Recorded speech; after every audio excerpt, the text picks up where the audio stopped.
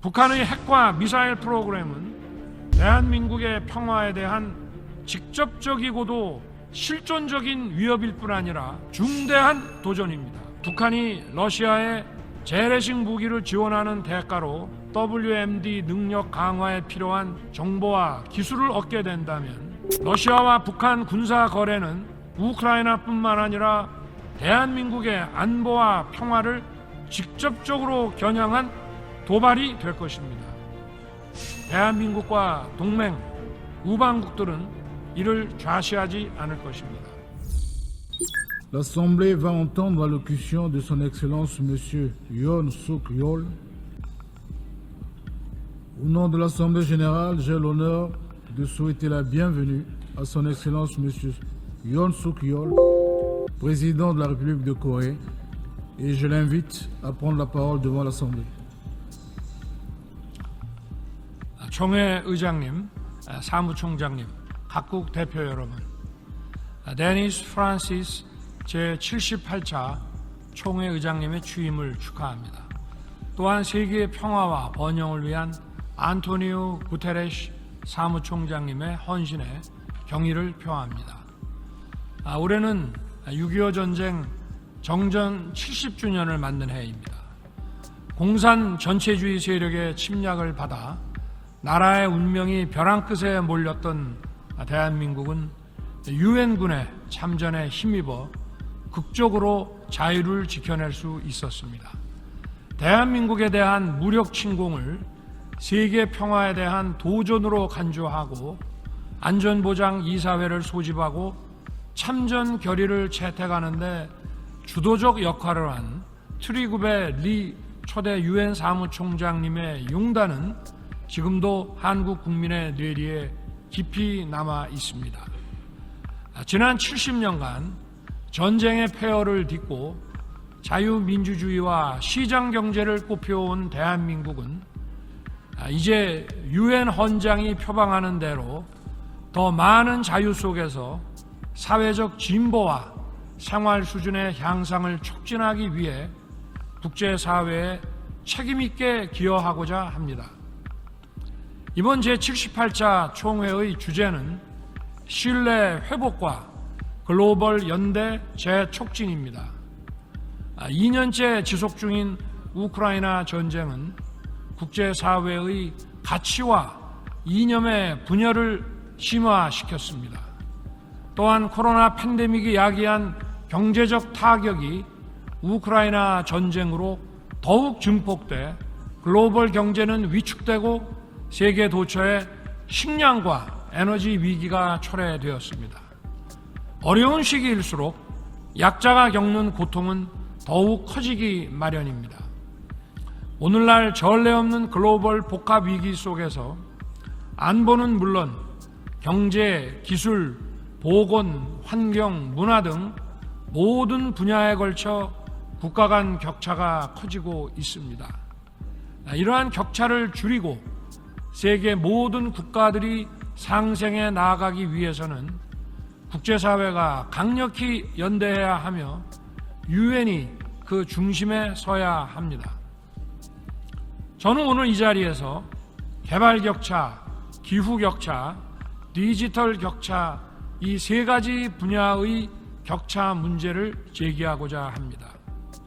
지구상에는 아직도 일상생활에 필요한 인프라를 제대로 갖추지 못한 나라가 많습니다.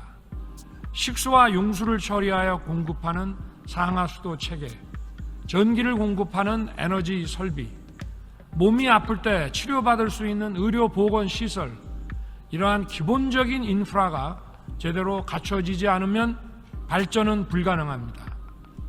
개발 격차를 해소하려면 재원과 기술 역량을 가진 국가들이 책임 있는 역할을 해야 합니다.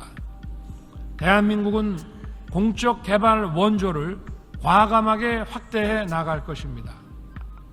한국 정부는 올해의 긴축 재정 기조에도 불구하고 내년 ODA 예산안 규모를 40% 이상 확대하였습니다. 이에 따라 내년에 한국 ODA 예산은 2019년 대비 2배 이상의 규모가 될 것입니다. 확대된 ODA 자금을 활용해 수원국의 수요에 맞는 맞춤형 개발 협력을 추진하겠습니다. 특히 수원국들이 사회 경제적으로 스스로 도약할 수 있는 역량을 갖추도록 교육 훈련 분야에 대한 ODA를 적극 추진해 나갈 것입니다. 1년의 교육 훈련이 10%가량의 소득 증대를 가져오며 이러한 효과는 저소득층과 여성에게 더 크게 나타난다고 합니다. 우리는 이런 효과를 전 세계에 확산시켜 나가야 합니다. 기후위기는 국가 간 경제 격차를 더욱 악화시키고 인류의 지속가능 발전을 제약하는 또 다른 도전 요인입니다. 올해 7월 우리는 지구의 기후 관측 사상 가장 더운 여름을 경험했습니다. 끓는 지구로 인해 폭염뿐 아니라 폭우, 태풍과 같은 극한 기후가 이제 일상이 되었습니다. 기후변화는 농업과 수산업의 지정학적 변화를 가져와 식량 취약국의 위기를 더욱 가중시킵니다. 대한민국은 기후위기 취약국들이 탄소 배출을 줄여 나가면서 청정 에너지로의 전환을 가속화할 수 있도록 그린 ODA를 확대할 것입니다. 대표적으로 녹색 기후 기금에 3억 불을 추가 공여할 것입니다. 녹색 기후 기금에 대한 국제사회의 적극적인 재정 기여를 기대하며 기후 격차 해소를 위한 국제사회의 의지가 결집되어 실질적인 행동으로 이어지기를 바랍니다.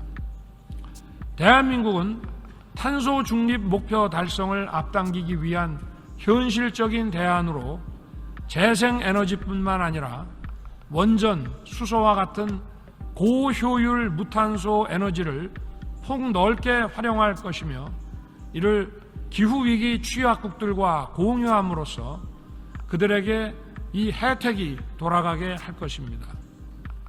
이를 위해 무탄소 에너지에 관한 국제 공동 연구를 추진하고 민간의 기술 혁신과 투자를 촉진하고자 합니다.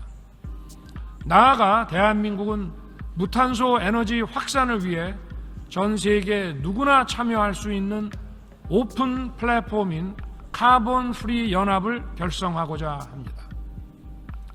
다음으로 대한민국은 우리의 강점인 정보통신 기술을 활용하여 디지털 격차를 줄이는데 선도적 역할을 하고자 합니다. 지금은 디지털의 고도화로 모든 문화와 산업이 디지털 기반으로 전환되고 있습니다. 디지털 격차는 곧 경제의 격차를 의미합니다.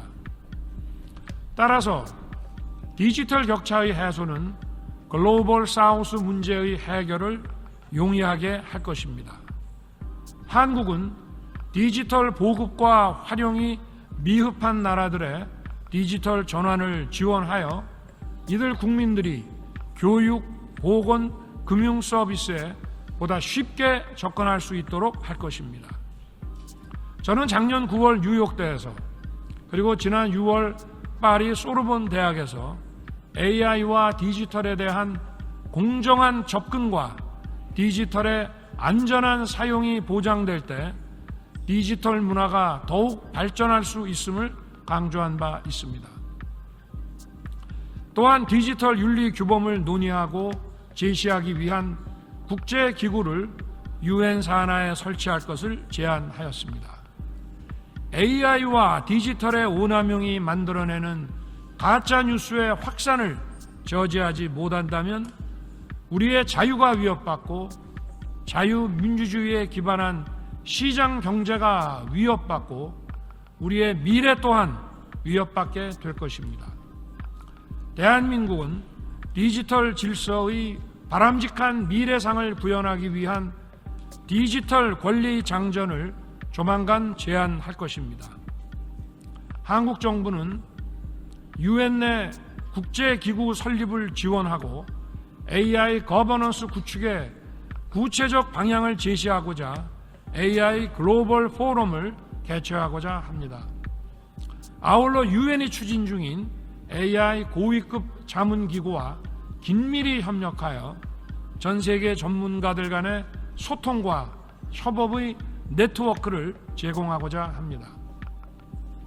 의장님, 사무총장님, 각국 대표 여러분, 국제 평화와 안전 없이 우리는 어떠한 발전과 번영도 이룰 수 없습니다. 저는 지난 7월 키이우 방문 시에 국립아동병원에서 치료받는 어린이들의 애처로운 눈망울을 보았습니다. 전쟁의 첫 번째 희생자는 어린이이며 이들은 다름 아닌 우리의 미래입니다. 한국 정부는 우크라이나 평화연대 이니셔티브 공약에 따라 안보, 인도, 재건 분야를 망라한 포괄적 지원 프로그램을 이행해 나갈 것입니다. 또 2주 전 G20 정상회의에서 밝혔듯이 내년에는 3억 불을 공여하고 추가로 20억 불 이상의 중장기 지원 패키지를 마련하여 우크라이나의 재건을 적극 도울 것입니다. 북한의 핵과 미사일 프로그램은 대한민국의 평화에 대한 직접적이고도 실존적인 위협일 뿐 아니라 인태지역과 전 세계의 평화에 대한 중대한 도전입니다. 세계 평화의 최종적 수호자여야 할 유엔 안보리 상임이사국이 다른 주권 국가를 무력 침공해 전쟁을 일으키고 전쟁 수행에 필요한 무기와 군수품을 안보리 결의를 정면으로 위반하는 정권으로부터 지원받는 현실은 자기 모순적입니다. 이러한 상황에서 안보리의 개혁이 필요하다는 의견이 폭넓은 지지를 받게 되는 것입니다. 또 북한이 러시아에 재래식 무기를 지원하는 대가로 WMD 능력 강화에 필요한 정보와 기술을 얻게 된다면 러시아와 북한 군사 거래는 우크라이나뿐만 아니라 대한민국의 안보와 평화를 직접적으로 겨냥한 도발이 될 것입니다. 대한민국과 동맹, 우방국들은 이를 좌시하지 않을 것입니다.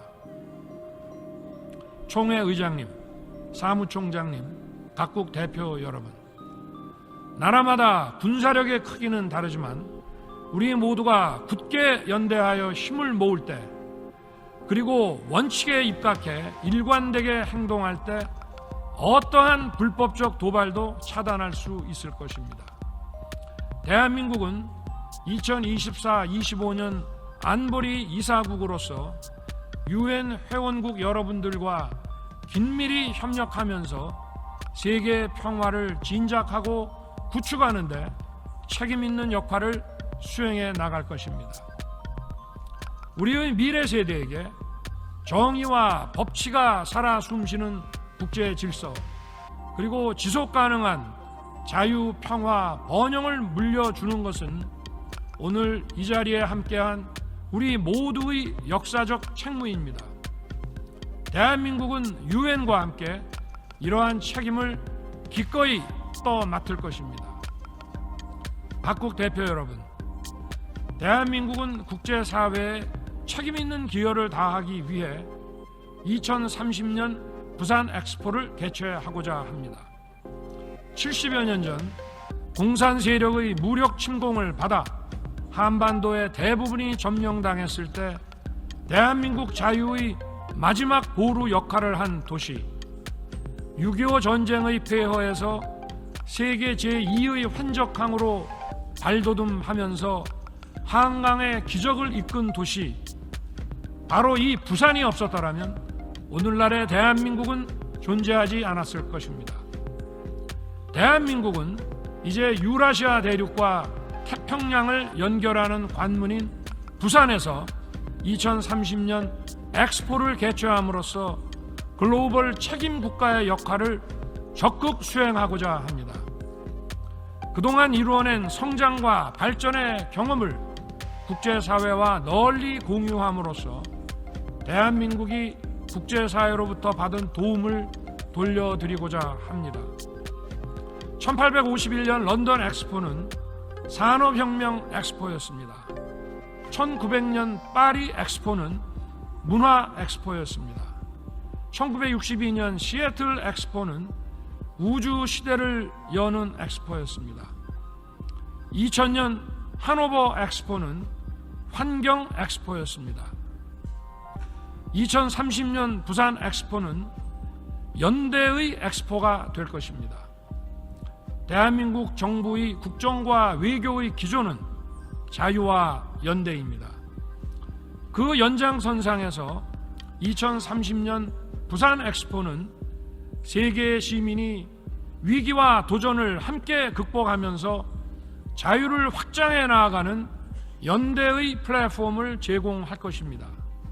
부산 엑스포는 세계 각국의 역사, 문화, 상품 그리고 미래 비전을 공유하는 축제의 공간이 될 것이며 세계 시민의 자유, 평화, 번영에 크게 이바지할 것입니다. 감사합니다.